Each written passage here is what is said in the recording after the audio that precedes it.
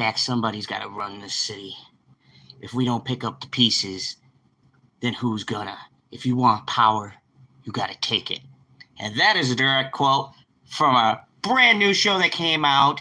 Thank you to HBO Max or Go or whatever the fuck they want to call themselves. I have seen the first 4 episodes of the brand new HBO Max series coming out called The Penguin. So what do I think about this? And this is easy to talk about without spoiling it, because I really want to talk about what this show is and what people should expect to go into this as. And I've heard a lot of comparisons from other people who've gotten a chance to see this that make comparisons to Andor. And I want to say that's a terrible comparison because Andor was very much connected to Star Wars. However, this is a more of a tale that's a spinoff from Batman. And there's been a lot of people asking, well, is the Batman in this? And this isn't a spoiler. This was said by the director himself. There's no fucking Batman in this. So hang that hat up. There's no Batman. However, I will say, I might actually prefer this show more than the movie. So I'm going to get into my thoughts. I'm going to give you guys the general premise, tell you who's in this, but there is no spoilers. I will not be spoiling nothing. As per, I can't spoil anything. I'm just going to give you my overall thoughts and feelings. And then as the episodes come out, I'll do a weekly breakdown of each and every episode. But I'm just going to give you on the first 4 episodes were all that I've seen.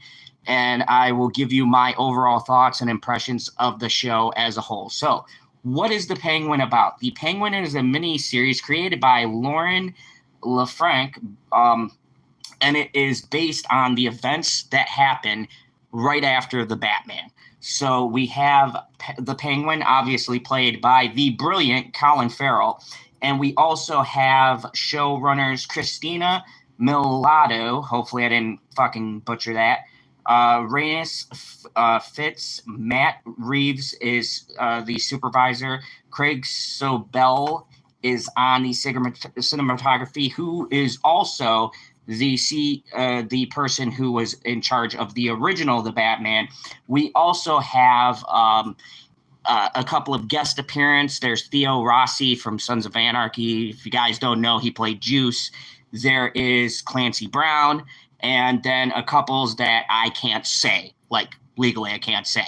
So there is a bit of surprises in this show. So what is this show about? This show is set 1 week after the events of the Batman. The series explores the rise of power from Oswald or Oz Cobblepot, and how he navigates the criminal underworld in a quest to pit the families against each other and get what the empire that he believes he deserves. So this is a very interesting show. This is a very intriguing premise in the fact that this deals solely with the criminal elements. And I'm going to get to my negatives as I can see so far. But I will say this. The best way I could describe this show to you guys, the best way I can put this show into context and what you will be expecting when you see this show is this is the Godfather mixed with the Sopranos with a splash of Batman. This is very much focused on the crime of Gotham City. And one of my highlights that I want to give, one of my the points that I like about this is that I like the fact that we see Batman movies and there's all of these people in power, but you never see how the people got into power because it's a Batman movie. You're there to see Batman, right? So you never see how Carmen Falcone got power or how Sal Maroni was a rival or what turfs they fought off. Well, this show is that. This show is the events and what happens when Batman fucks up the city with one of his criminals and what the other crime families are doing while these things are going on around them. What up, Cromwell? Hey, Zod and Nicholas, signing in for a few minutes. Thank you. Good to see you here. Welcome. I am giving a non-spoiler review for the first 4 episodes of The Penguin. Once again, this is non-spoiler, so if you're watching right now, you don't have to worry about spoilers. So So this, in essence, is the criminal kind of POV of the Batman world. So in this show, this is not from Batman's perspective. So, and I know what people are going to say. Well, Zod, is there action? Am I going to be bored? This is a very slow burn, but I will guarantee you, right off the first fucking episode, I couldn't believe it. And like I said, there's no spoilers here, but I will say, at some point in the episode, something happens where I literally and audibly said, holy shit, I can't believe they did that in episode 1, about 45 to an hour, 45 minutes to like 45 to 50 minutes in. There's something very, very crazy that happens, and you'll know when you see it. And that's when I realized I really fucking love this show. They have 8 episodes. I've seen the 4 out of the 8. Unfortunately, I have to watch the rest with everyone else, but I got to see the first 4 episodes. And I have to say, it's a bit of a slow burn. Every episode does have a cliffhanger. There are action scenes, but this is more of a character study and a deconstruction of the Penguin and the streets and what happens when Batman is not everywhere at once. I do have some complaints, and I'll talk about that later, and it does have to do with there being no Batman and seemingly no fucking police anywhere. That I could write off because you're dealing with mob families. You know, it's kind of hinted through Batman that Gotham police are shady, but that is one of my complaints. You don't see anyone like any of the corrupt cops like Bullock or anybody being paid off. So that was kind of an issue I had. But the acting, the way that it's shot, the way this show feels like you're watching a movie really helps me get past some of the shortcomings that this show does have. And don't get me wrong, this is going to be a bit of a longer review. I will get to my shortcomings. But for the most part, and I can only judge off of the first 4, this show might be my favorite show of the year. It's got a lot going for it. Colin Farrell, what is there to say? I think in this show, he might actually be better than the 5 seconds you get him in the movie. Like, this is his show, and he does a very Tony Soprano, Scarface kind of. He talks a lot like this, and he talks really quick, and sometimes just to go into this, and he's like, this is Gotham, and I'm going to take it over. If you want some respect, you got to earn it. That kind of a thing. So Colin Farrell, to me, has got to be, out of everybody's performance, the most not only captivating but unrecognizable. And I'm gonna go through the different characters and what I feel about them. I'm not going to give away any of the guest appearances that we have. I'll let you guys be surprised by that. Just the main cast that you're going to interact with through this and what I think of their performances. Hey, Hal Ortiz, can you say hey to my friend who's here? Hey, how are you? Hopefully I got that right. I do apologize if I did an essay in the 10th grade on the way Australia isn't real. All right, so anyways, the show's main characters, you have, of course, Colin Farrell playing Oz. I want to talk about the other star in this, Christina Milioti, who was the actress who played in How I Met Your Mother. She played the mother. Spoilers, if you haven't gotten through that show. It's a couple years old. There's a statute of limitations.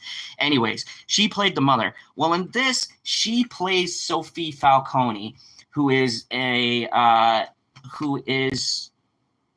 Carmen Falcone's daughter. And I can't remember. I want to say it was about episode 2 you get introduced to her. And she knocks it out of the park. Right now, for me, the 2 most captivating dynamics in this show is Sophie Falcone and Oswald. So let me set the stage for you. What is this show about? Why should you be interested? Why would you give a shit? First of all, I'm going to warn you right now. If you're not really into crime dramas, or if you don't like that kind of atmosphere, you're not going to fucking like this show. This is like I said at the top of the hour, if you mix The Sopranos and The Godfather and Scarface, splash a little bit of Batman in there, you have this show. There's a lot of violence. Holy fucking shit. Like, there is some scenes that genuinely took me by surprise because I forgot this was a Batman product. Like, and I know people might say it's a little shower, but I promise you, there's a couple of scenes in this, like you're watching it, there's a conversation, and then bam, this fucking someone gets murdered out of nowhere. Like, holy shit. Because you're dealing with the criminal organization, you're dealing with the underbelly of Gotham. So there is massively, like, there's something that happens. And once again, I got to talk around this because, one, I can't tell you guys everything I'm not supposed to. And two, I don't want to ruin it.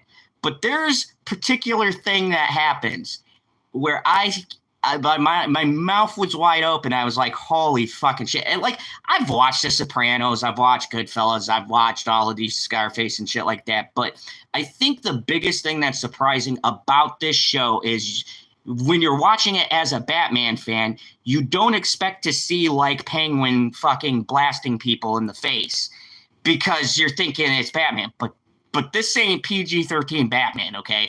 A lot of people get fucking killed. Like, a lot of people.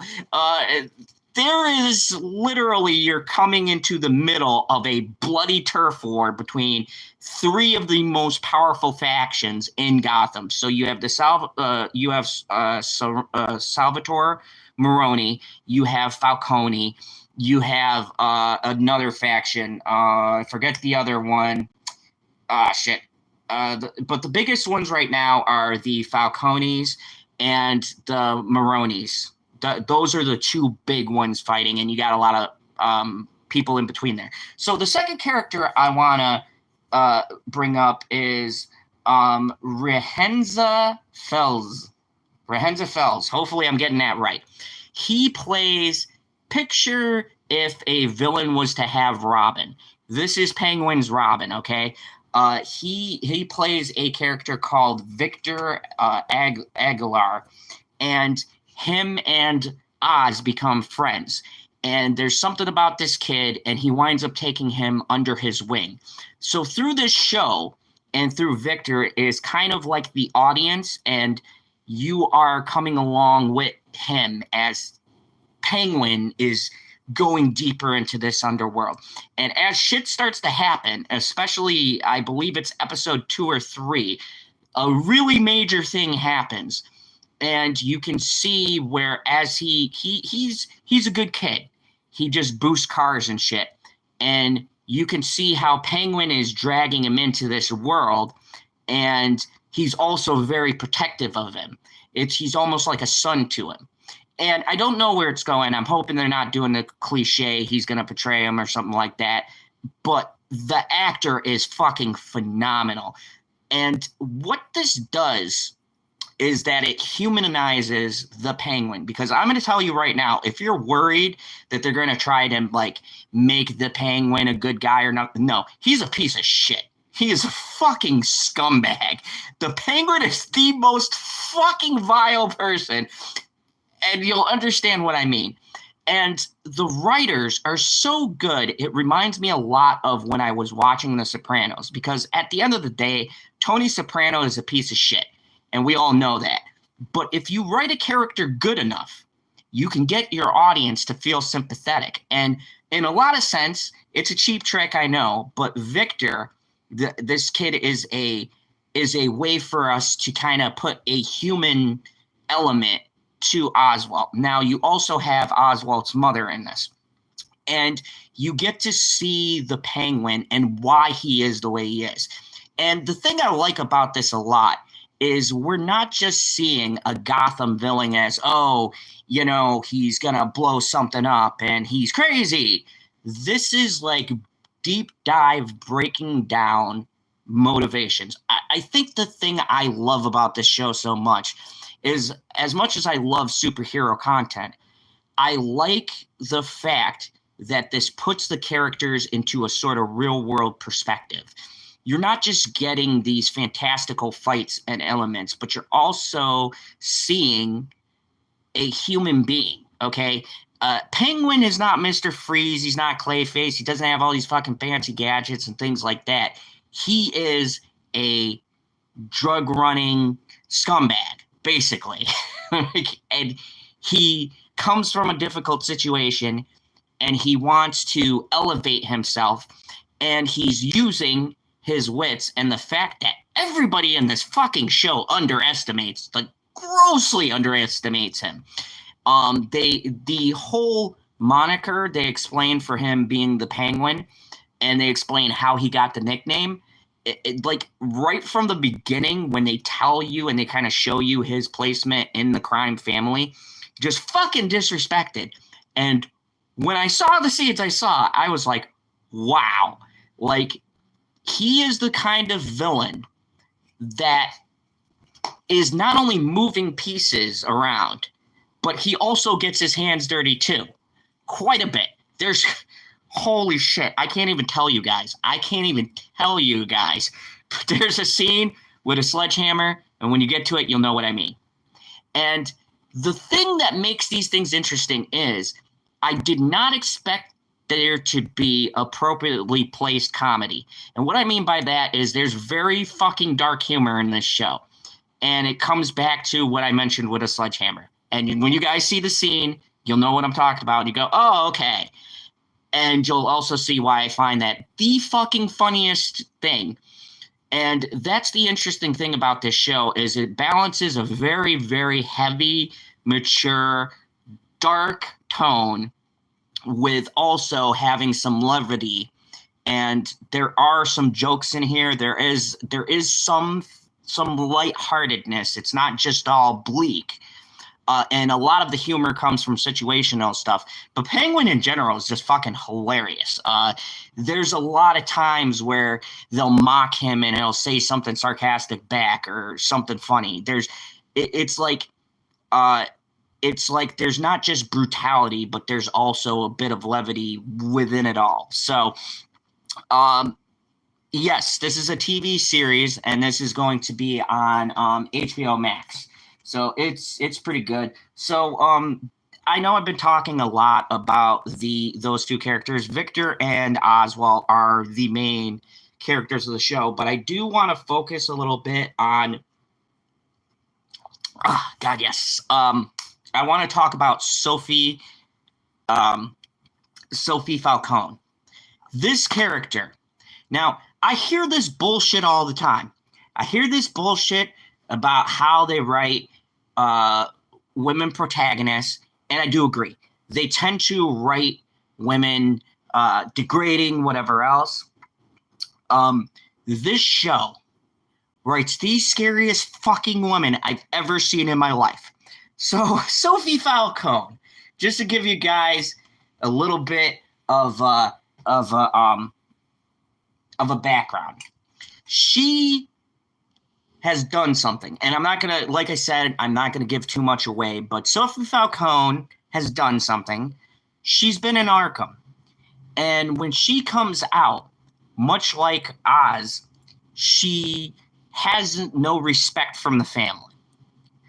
And so they show this flashback, and this isn't a spoiler, this is in the trailer, this is actually in the final trailer, but she beats the ever-loving fuck out of somebody with a lunch tray with blood all over her face. It is the wildest, it is one of the best character introductions I have seen in years. This bitch is insane. There are a couple other things, like I said, I can't say. I know it's tough for me dancing around these. And I'll go through the 4 episodes and just tell you my different thoughts on them. But there, in particular, this is episode 2. There's something that happens that somebody says and she does something that will honestly be like, holy shit. And she's not very big, but the actress has this presence. And I'm only into the 4th episode, but I could say through episodes 1, or she's introduced, I believe, at the end of 1, going into 2, somewhere in there. But through this show, you can see, as the series goes on, her mental stability slowly breaking. Uh, yeah. You can be humorous with a sledgehammer. Probably violent humorous. Yeah. Trust me, you'll understand. When you see the sledgehammer scene, you'll understand. But she and Oz team up, and they have a respect for each other because they've both been shit on by the family. And so Sophie wants to team up with Oz to take down the rest of the crime families in order to take what they consider as theirs. And it's an interesting little dynamic between them because they both don't want to share the power. And they both know that they both don't want to share the power. And it's kind of like this unspoken thing that, like, yeah, when we take these motherfuckers out, then we'll settle what's between us. And it makes me super curious where this is going because the dynamic between these two, like the chemistry between these two characters is like nothing I've ever seen. And it's not even like a sexual thing. It's just a profound respect for the position that each other is in. What up, Chillmonger? No, I got the first 4 episodes, which thank you to HBO Max. Yeah, the profound respect between these two characters, and they have a sort of, they know who they are, but they put that aside in order to achieve a bigger goal. And as I said, Chill, you can you can hang out here. I'm not going to give any spoilers. I'm just giving my thoughts. Christina Mulatto is fucking fantastic. Colin Farrell, Rihenzi Falez, hopefully I'm saying that right. Sorry if I fucking butchered that name. And let's talk about Mark Strong. Mark Strong plays Carmine Falcone, who replaces John Turturro, who is his senior. So basically, what is this about, right? So how did we get here? In a sense, you're 2 weeks after the Batman. So Gotham is flooded. The crime families that were in charge are blown up in jail or whatever the fuck. And so there's a power vacuum. So right now, the Maronis and the Falcones are the 2 biggest crime families in Gotham. And they start to go to war. But there's also the Salvadors. They're also a smaller Hispanic faction that have been coming up in power as well. So Oz is going to go undercover for the Falcones into the Maroni family to tear them from the inside apart. And I'm not spoiling it. That's in the trailers. But Oz actually has another plan and is engineering things in a way, and I can't say much more than that, but he's the fucking Penguin. So the overall goal is he wants to completely take what he feels like is his. And so on the side, you have Sophie. So what does it all mean? It means it is a fuck of a ride. Now, I've heard comparisons, and I've said this before, to Andor. This is not fucking Andor. First of all, Disney doesn't have the balls to do an R-rated show like this. Well, maybe they will with Daredevil, but you get my meaning. Secondly, this to me connects more to the Batman and the fact that it directly takes place after literally the movie, like 2 weeks after the movie. Now, there's been rumors and speculations, and I want to get this out of the way now because I know this for a fact. It was said in an interview, fucking Batman doesn't appear, hang up that hat. Batman's not fucking coming. Robert Pattinson is not in this at all. He's not on the casting list. He's not a fucking surprise. He's not going to be in this fucking show. This is a standalone, strictly about the Penguin and the crime families. But that being said, I can't tell you anything, but I can tell you, if you are a Batman fan, there is stuff in here. Within the first 4 episodes that I watched, there's a couple of things, if you read the comics or you're a huge Batman fan, you'll pick up on them. Now, the other performances, we have Clancy Brown in here. And like I said, I've only seen the first 4 episodes. I can't really elaborate how big of a role, but from what I'm gathering, Clancy Brown plays, I want to say he plays Sal. I just want to, yeah. So he plays Sal. So Clancy Brown is in here. And I got to say, Clancy Brown is fucking Clancy Brown. You ever see a Clancy Brown movie, does a fucking top-tier, top-notch job. So there's not really much I could say about his performance. Now, the big mystery is that if you guys know the Batman lore, Salvatore Maroni, he is still in jail because of a Carmine dropping a dime on him. So the bigger mystery now is, with Carmine dead, is he going to be able to get out? I can't answer that. What I can tell you is this show is a slow burn. And it's not as slow as some shows that I've seen. Now, I've heard this said, and this is my same concern. There is a worry for me because episode 1, and I'm just going to put this out there with a little caveat, you got to get through the first 25-ish minutes. I promise you. I guarantee you. There is a part in episode 1, and when you watch it, you'll know there is something shocking that happens that if you are not invested by the beginning of episode 1, I can guarantee you, if you are into mob shit, you will be hooked as soon as you see what happens. Because it is something I've not seen shows do in a very long time in their first fucking episode. And I will be doing spoilers for this. I believe the first episode airs September 19th. So I'll be doing a spoiler and then just breaking down in detail what happens. But so the first episode is called After Hours. The second is Inside Man. The third is Bliss. And the fourth, I don't have the name to. It's kind of come when they give it to you. So I don't know. It's to be announced. But yeah, the first, this show is going to have its things that'll keep you invested.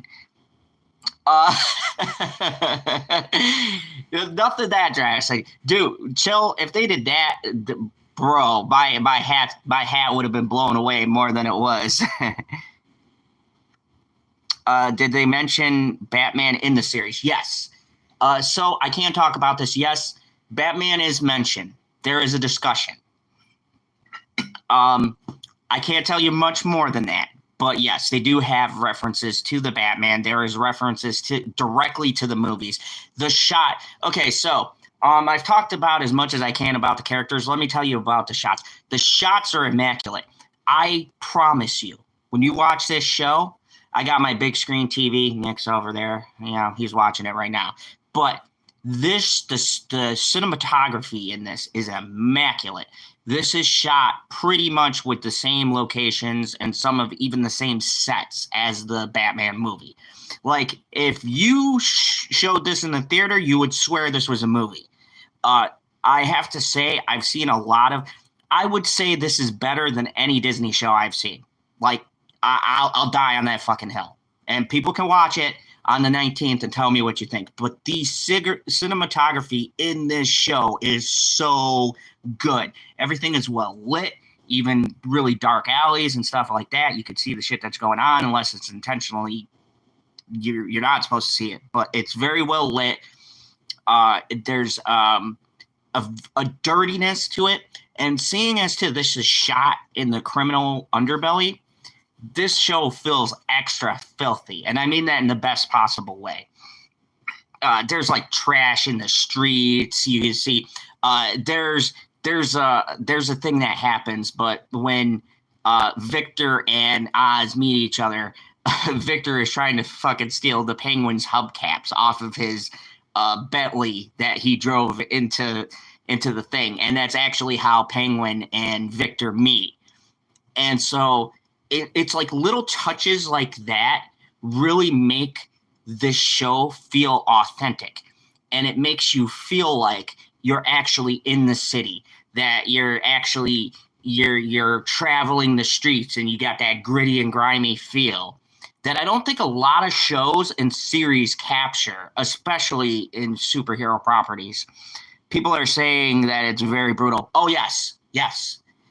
Now, okay, so for everybody watching, I can't say much, but I can tell you, watch for a sledgehammer. You'll know what I'm talking about when you see it. Yeah, it's probably like episode 3-ish. And just the first episode. There's something that happens in the first episode where I was like, holy fucking shit. Like, they let you know immediately. I think there's even a scene in the beginning, but oh yeah, you'll know. This is a very, very brutal show. Now, with that being said, there is a caveat. The violence doesn't drive this show. You're going to have a lot of conversations, and I'm not saying the conversations are boring. Actually, I find so far with the first 4 episodes, especially after 3, it's very fascinating. When you get into the power structures and the struggles, and you start learning the players and who's in charge of what, and you see who's maneuvering against who, it gets very, very interesting. But the crux of it, the struggles between the main cast and those tense moments is what really drives this story. But I can promise you, when they say there's violence, this is an HBO show. There's no nudity that I'm aware of. I've only seen the first 4 episodes. There might be some I don't remember off of these. The first few, if there was, but there is lots of swearing and there is lots of violence. Like, there is some brutal shit. Like, episode 3 and I think some of 4, there is a vicious scene. And that's another thing, credit to the cinematographers. The thing that makes the violence so brutal in this, there's not as many scenes as you would think. This isn't John Wick. Penguin's just not going around mowing people down. But when they show the violence, there are some scenes where you get on Penguin's side, and then he does something so fucking vicious and brutal that you're just sitting there going, what a piece of shit. Like, and that's the thing I've loved about this show, too. I have no clue where it's going. I've only seen the first 4 episodes, and I'll be watching the last 4 with everybody else. But I can say there's a particular moment where I was, like, ill with the way they shot a certain thing. And I'm sorry I'm dancing around this because, like I said, I can't spoil anything. I can't give any details. But I could tell you there's a particular thing that happens in a particular scene where I was like, holy shit. And the thing about the way they shoot it is there's tight shots and there's very slow. And oh my God, they let the shots linger for a very uncomfortable amount of time. So it's not so much that there's a great amount of violence that's happening, but when it happens, they let you sit in it and you feel very uncomfortable. And that's another thing. If you're thinking this is some Marvel bullshit where you're gonna feel happy, no. This shit is fucking brutal. There is some fucking just god awful, brutal fucking scenes in the show where I was like, God damn, just fucking kill the guy already. Just give me the gun. I'll kill him. Jesus Christ. There's one particular scene, and they did show it in the trailer, but they didn't show you everything. But they showed in the trailer where he is interrogating a dude and he stabs him. That scene, there is so much more. And like I said, not going to spoil it. It was in the trailer. But there is so much more in that scene where I went into it thinking I saw everything. But kudos to the trailer department because they didn't show shit. Like, holy fucking shit. That scene goes on for a very long, uncomfortable amount of time. It's at least a good 5-10 minutes that they're like, he's like, and I'm like, oh my fucking God, just use your gun, man. Good God. Let that man die. Like, Jesus. Like, oh man. Like, yeah, some of the violence is just, yeah. The particular tight shot was on Harley Quinn. Got that one chill. But yeah, there's some scenes in this show where the cinematography and the time between cuts is very short. And that's another thing I want to credit to the show. There's not a lot of quick cuts in the show. They let a lot of the scenes linger. And this was a trademark in the Batman. The Batman had a lot of different scenes and stuff in it where they took their time and they pulled back to a wider angle, or they let the music play and the slow-mo walk and all that kind of stuff. But in this show in particular, because of the violent nature of the show, it really enhances the brutality that's on display. So don't expect to go into this thinking that it's going to be like a John Wick. You're going to, see people fighting and killing each other every 5 minutes. This is very much a character show. You're going to, go to fucking Oswald's house and see his house, and you get to see his crazy ass mother. And, there's character development in here, but they don't skimp you on the violence. And when the violence happens, they sure as shit don't pull away. Like, you paid to see fucking Penguin fuck people up. I guarantee you get your money's worth in this show. You will see people being killed. You will see drive-bys and fucking stabbings and shootings and beatings and all sorts of crazy shit. And I'm only in the first 4 episodes. I got 4 more to go. Like, I was like, Jesus Christ, how many ways can we kill people? I mean, we had The Sopranos. They came up with, like, 8 years of different ways to kill and dispose of bodies. But this is just, like, speed running that shit. I was like, holy, like, do these guys just sit around a table thinking about ways to off people? I have no idea, but it feels like it when you're watching this show. Also, I want to talk about really quick the sound design. The sound is great, and the musical choices, I don't know why in 2024 I have to highlight this, but I've seen a lot of movies these days that have shitty scores. And you get into the moment and you're like, yeah, I'm feeling this shit, nice orchestra, and then all of a sudden some fucking shitty pop music comes on, or a rap song because, hey, we got to plug it for the people who sponsor it. None of that. This is the Matt Reeves score. You got that boom, boom, like that dramatic fucking music. And I got to say I appreciate it. There's a couple of, there is some urban hip hop music, but it fits the scene. They don't interject music where it doesn't fit. And it's sad I got to bring this up, but I've seen like 4 movies where they've totally ruined a scene for me because they put a song in there that doesn't fucking fit the scene at all. So you're like sitting there, you're in the moment, and then all of a sudden you have a pop song come on and you're like, what the fuck is going on? Like, why would you put that song in this moment right here where I was tense and I was, some dudes being questioned, and then you're going to go and play the fucking brand new single. Like, no, stop doing that. You can use license-free music. It's okay. You don't have to pay like a $50 million just to have somebody's new song in there. You can use like orchestra. It's a thing. You can pay an orchestra for a hell of a lot cheaper. So there's a lot of orchestral music. There's some Italian flavor in there. They got a little bit of Italian. There's some Hispanic music, which if you guys don't know, I'm 50% Puerto Rican, so there's a few Chicano mixes in there. Sophie, yes. So Sophie, one of my favorite characters. Oz, Sophie, and Victor right now are the 3 characters I really love. Sophie is crazy, and I love it. And the actress is phenomenal. Oh, I also wanted to mention really quick too the range of performances Uh, Colin Farrell, do I really have to say anything? He goes from extremely psychotic to super calm to almost a father figure, like that, like snapping your finger. If he does not get an award for this show, if none of these people are nominated, and fucking Emily in Paris got a nomination, that I don't know what the fuck to say. I mean, we know it's rigged. That show got fucking nominated. Like, clearly the awards are rigged.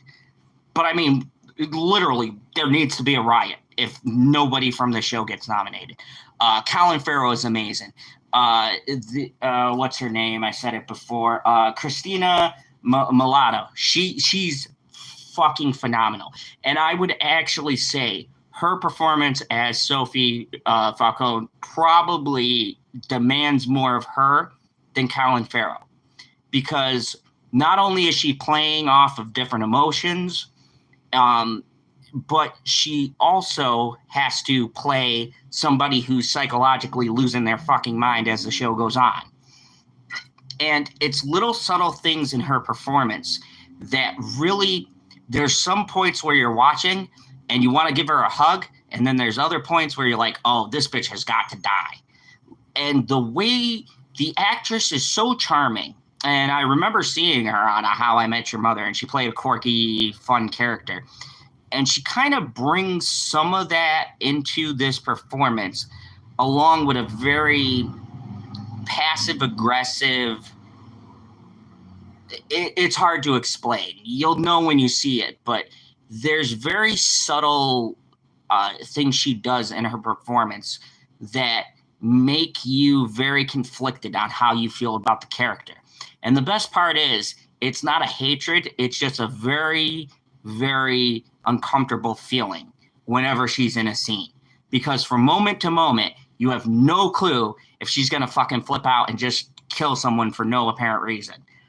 Like, and then you have her interactions between her and Colin Farrell.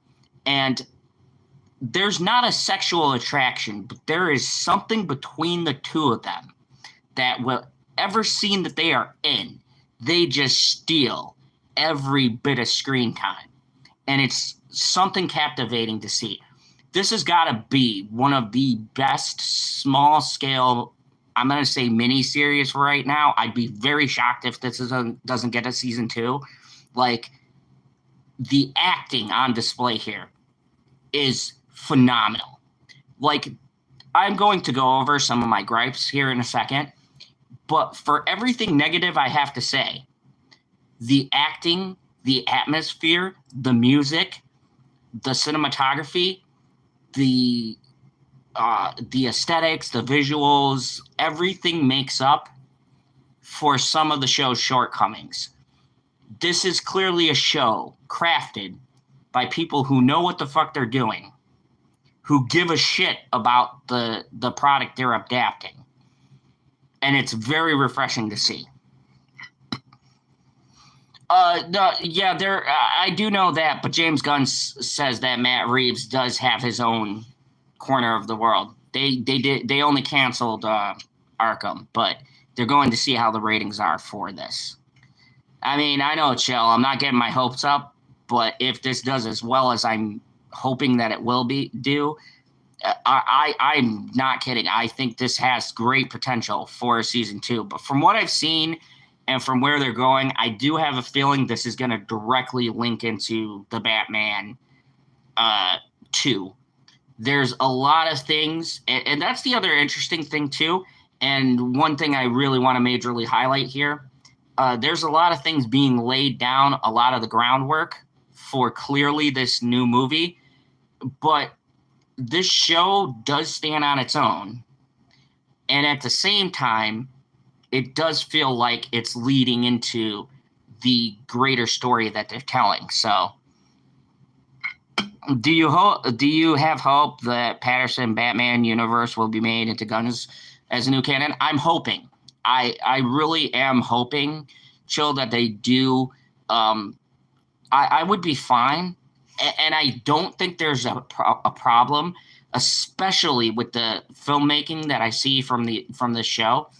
I think this is actually beneficial to have these two, and I think they can coexist outside of each other. I think you can have a Batman Brave and the Bold, the lighter tone, whatever he's going for. And I 100% endorse James Gunn's vision for the DCU. I've said that from day one. But I do think it would be a mistake to not continue with what Matt Reeves has been laying down in this cinematic universe. Hell, I would almost be fine with them folding this Batman into that Batman, even though Gunn has very clearly stated he's going with his own one. But he has said he is keeping that universe for now. And I think they're going to see how well it goes over. But this show is so good. I would have a hard time believing that, like, I'm hoping the show knocks it out of the park, but I think it will. Now to my negatives, because that's actually a good lead-in into my negatives. The thing about this show that I want to stress, and I've mentioned this earlier a couple of times, this show is a bit of a slower burn. A really major event doesn't happen until about episode 3. And I'm a little nervous because the show is on HBO's plan, and I fucking hate it where they're releasing one episode at a time. And I feel like a show like this should be binged. This is kind of a problem that even Disney has ran into with them releasing Andor the way they did. Although this show is made better than Andor because there is cliffhangers at the end of each episode. It is like built for television. But my concern is it is a bit of a slower burn. The events that really kick off the growing conflict don't really start to happen till about episode 3. And that worries me that people are going to drop off somewhere between episodes 1 and 2 before they get into 3. Because holy shit, there's a particular thing that happens where you're sitting there and you know, they give you enough to know it was going in a particular way, but something happens. And as an audience member, and I think at that moment, and I say myself, I always give a show 3 episodes. I'd have given this fucking all 8 episodes. But particularly in episode 3 is where everything that they dropped for you in the first 2 or so episodes in that first half of 3, they really start to pay off at about that point.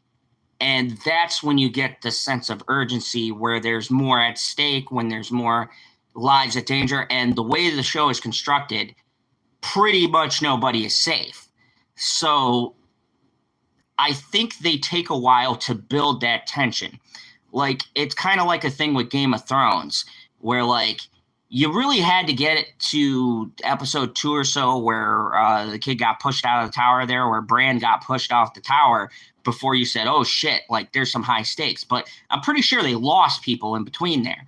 And that's my only worry, because I feel like the hardcore fans are going to come in here. They're not going to see Batman and they're going to go, oh, well, I'm out because fuck this. And I think that there's going to be some people who like crime dramas who might get it into this and find the pacing a little bit slower in the beginning, to where they get to 2 and they're just like, yeah, I don't know if I really want to follow this. This doesn't have the breakneck speed. And I've also heard other people who are Batman fans like myself, or who read the comics, who are kind of like, I don't know if I like this. But I promise you, hang with this show until episode 3. Like, if you don't like the show by episode 3, you're not going to fucking like the show.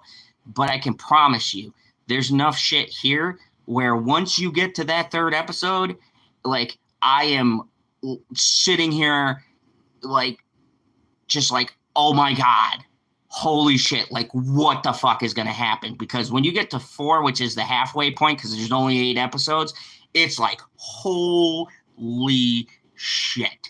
There is crazy shit that starts happening. Like, just, you're just sitting there going like, wow, we went from 0 to 60 like that. And the funny part is, this is a slow build, so they didn't just jump you there. But when shit goes down, and I promise you, when shit goes down, I have a feeling, and from the other reviews of people who've seen all 8 episodes, I have a feeling this show is just from 4 or from fucking 3 on is just nonstop pedal to the metal, because the shit that happened at the end of 3 and into 4, I didn't even have time to catch my breath. I was like, holy shit, we are doing this. We are not fucking around anymore. Everybody's done making their moves. The chess pieces are on the board, and now people are going for power, because the first 3 episodes are like everybody setting up their pieces, everybody putting everything on the board. And then once you get into people actually making their moves, my God, I was just like, wow, I can't believe that went from 0 to 60 fast. My only other negative too, and this kind of goes to the Batman thing. There's no Batman, and where the fuck are the police? I know it's small gripe. I know they explained about Gotham and Gotham's corrupt or whatever, but I still feel like you have cops like Montoya and other police officers. You have Commissioner Gordon. And the really odd thing about this, I know that Patterson stated he didn't want to do a show, which is fine. I don't know how I really feel about that. Feel like that's kind of a fucking arrogant, egotistical thing to say. But my other issue that I have with this is that if you're not going to have Robert Pattinson, I think you should have Commissioner Gordon. You should have fucking introduce Montoya in here. She's on the GCPD. Like, there is no sense in this show of police presence whatsoever. And that's not to say the cops don't respond to things that's happening. But my biggest issue is there's no tension when it comes to them getting away with whatever is going on in the scene. And this is a small nitpick, but it does kind of, to me, suspend some disbelief. Because I refuse to believe you could do half the shit that's going on without some kind of, surveillance or nothing. Like, I know it's a small gripe, but even in The Sopranos, Boardwalk Empire, any of these great mob shows, my one big flaw with this, and like I said, a lot of this show makes up, but there is a really big issue, and it's my one big issue with this whole show, is that I don't ever get a sense that any of these criminals have to fucking worry about law enforcement at all. And at times that pulls me out of the show, and it gives me a really hard time suspending my disbelief about what I'm seeing on screen. Because if you fucking blow up a car, or you're fucking shooting people in the open and stuff like that, even in the Batman, and this is my issue, even in the Batman, you have police patrolling or something. And the one big mistake, and what I feel like is a huge oversight, is I don't feel like the criminals have any external forces to watch out for. I feel like somebody could just fucking go in a supermarket, blow someone away, and they're only worried about the repercussions for the person they killed, but there's no repercussions for the actions that they're taking. And this to me is a big misstep, and it's a huge mistake, because if you get a lot of people that I think they're looking to get, a lot of normies who are going to sit and watch this, there's always going to be people questioning, how are they doing this and nobody's following up? How are you doing these things and we're not calling the police? There's nobody, fucking Dexter, any show. There's always has or should be this looming threat of some kind of law enforcement, because it gives us as the audience members another factor that even though Penguin, you know it's his show, right? And he probably won't die. I don't know. I haven't seen the rest. Maybe they fucking kill him. I don't know. But you know the forces aren't going to get to him.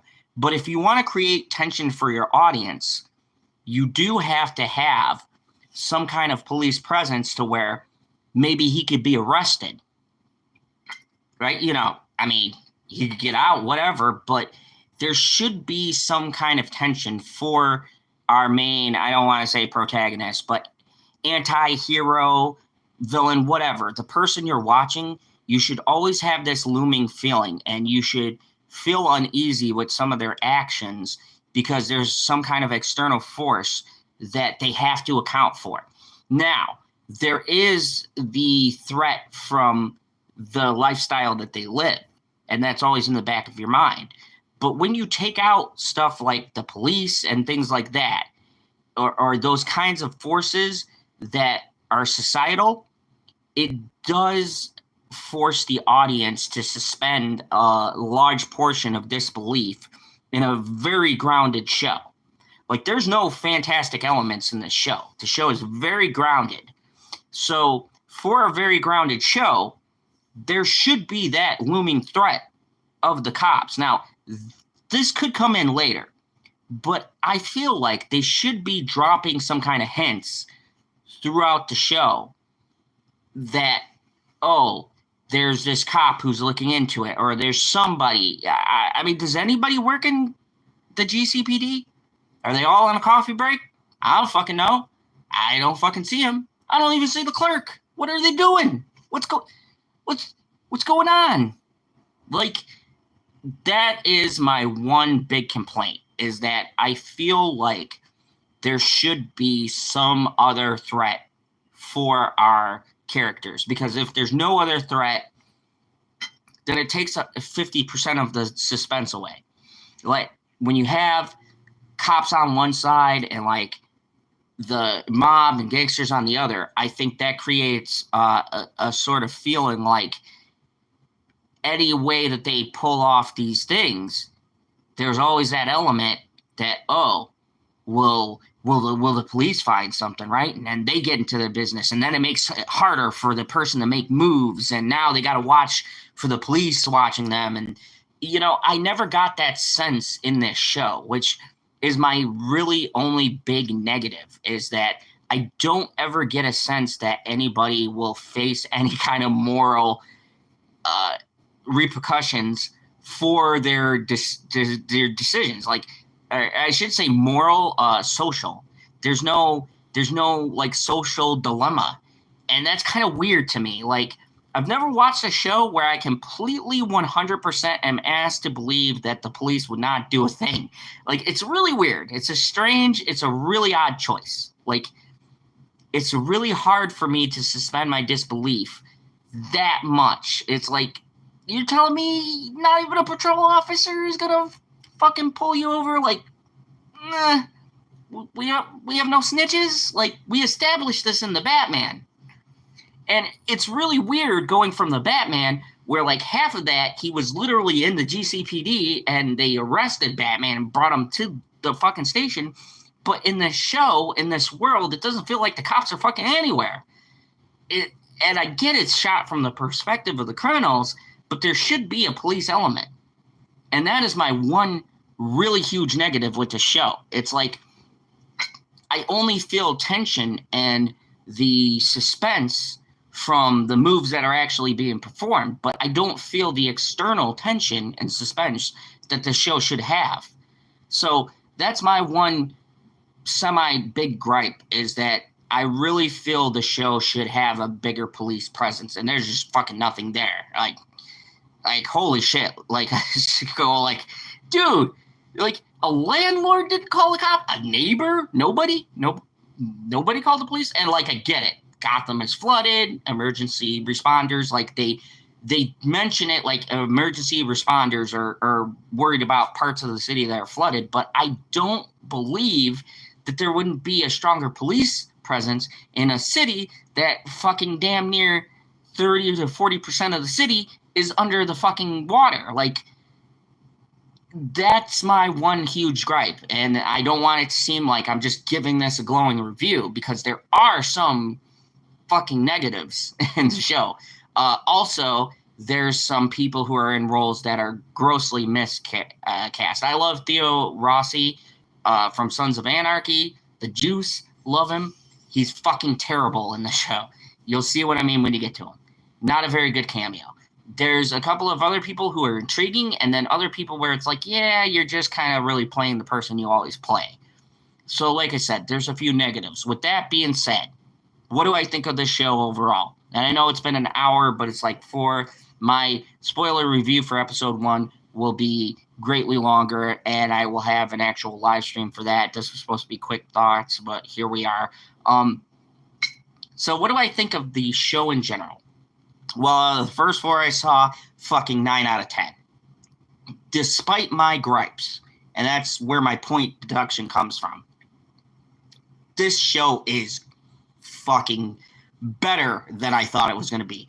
Like, I was already hyped for this show, and I don't like hyping shit up because I don't want people to come back and be like, that show fucking sucked. What are you doing? Like, I'm a huge fan of Batman. I'll take Batman content. But this is as grounded and kind of removed from Batman as you can get. And it is so well shot, well acted, well scored, intense. This is everything that I had hoped for when we were getting these things from Matt Reeves. And I'm kind of pissed we aren't getting that series on Arkham now, because there's a scene that references Arkham in this show. And if they would have had that as a whole series, I would have watched the shit out of that. This show is gritty, it's grimy, it's dirty. It's everything when they announced it that I hoped it would be. And if you are into mob dramas, if you like Scarface, if you like The Godfather, if you like Sopranos, shit like that, this is a Batman take on that. And it is very much worth it. I highly suggest you watch this. And I would also suggest, too, that you give it at least 3 episodes, because the first 2 may or may not hook you. But I promise you, after that 3rd episode, you are going to be sitting there going, when the fuck are they going to show these next episodes? And HBO, please release your stuff all together. Like, this is a show that works being released weekly, but I feel like more people will enjoy this binging it. Because when you can go through those first 4 episodes and see how they connect, you're like, holy shit, this was worth it. No, chill. Some shows should not be released weekly. Some shows should be released like all together. Andor proved that, and with a bunch of other shows. There's like really good shows that have gotten fucked because of the format. There's only 8 episodes. It's not like we got 10, 13 episodes. This is a very tight, concise 8 episodes. And I think personally, because of the pacing of the show, it would have benefited them to do it. At least some of them should be released all together. But I get what you're saying. We can sit here and talk about and theorize about this a lot longer. But I almost feel like certain shows, if people could watch it all together, they can really, truly give the show the credit it deserves. And this is one of those shows, because it does ask you in the first 3 episodes to be patient. And especially these days, surprisingly, people do not have patience. They didn't grow up in the era we grew up with, where you were sitting there watching fucking Vampire Diaries or The Flash or The Arrow, and you had to fucking wait week to week. And then you got that shitty episode, and you're like, oh, man, I hope to get back to the story, because everybody had to do 22 episodes, which is a terrible format for a show. I'm glad we're down to like 10, 13 episodes. It's a nice thing. 8's a little short, but the writing is strong. I think they're gonna pull this off. But 10 to 13 episodes is a nice format. 13 hours, you throw that sucker in, you can make a day of it. I mean, Band of Brothers did it. Like, this is a good show. But anyways, in the comments below, let me know. Are you excited about The Penguin? Because it's not out yet. Now, if you see this review on the 19th and you come back, I'm probably going to have a spoiler review, so this will be obsolete. But, let me know. What did you think of the first episode? What are your thoughts? Are you going to stick around? Are you still interested in this after hearing my review? Are you curious? I'd say this is definitely worth watching. I can't wait. This makes me excited for the new Dune show, the Benny Genuits. I think the first episode is out. I was busy watching this, so I got to catch up on that too. But yeah, I think HBO is really hitting their peak now. I think we're going to see some bangers out of HBO. Like, my goodness, this comes out the gate swinging. The new Dune show looks great. I can't wait for this new lineup. And of course, these are going to be premiering on the Sunday slot. So the first one, if you guys are interested in watching this, the first show, if you have Amazon, you can get HBO. And this comes in the HBO package. I got that because I ain't buying separate services. But the first episode is going to premiere September 19th, which is on a Thursday. But then the next episode will be September 29th, which is a Sunday. So the first episode will be premiering on Thursday at, I think, 8 or 9 o'clock, and then, or at least my time. And then the next episode is going to be coming out that Sunday. And that'll be around the 8, 9 o'clock time slot. So if you're interested in watching this, definitely check it out on HBO. Thank you, everybody, for going through my long-winded review. I know it was very vague and I couldn't get into much except for the characters and certain things, but hopefully that paints a picture of the kind of show that you're in for. And I think you will appreciate the clear hard work and dedication and just the writing and crafting that went into this. And every actor gives like 110%. And I really hope people support this show because I would like more shows like this. Like, I want writing like this. Like, I think we're overdue in the superhero space to get things that are written for fucking adults. You know, kids can have their own thing, or teenagers can have their own thing, and you can have adult, like, superhero medium that tells an adult grounded story. Fucking anime does it all the time. So thank you, everybody, for watching. Click that like, share, subscribe. Thank you, HBO Max, for allowing me to see the first 4 episodes of the show. And, yeah, I will see you September 19th for my full spoiler breakdown of episode 1 of The Penguin. And as always, remember, there is only one rule here in the Fandom Zone: kneel before General Zod.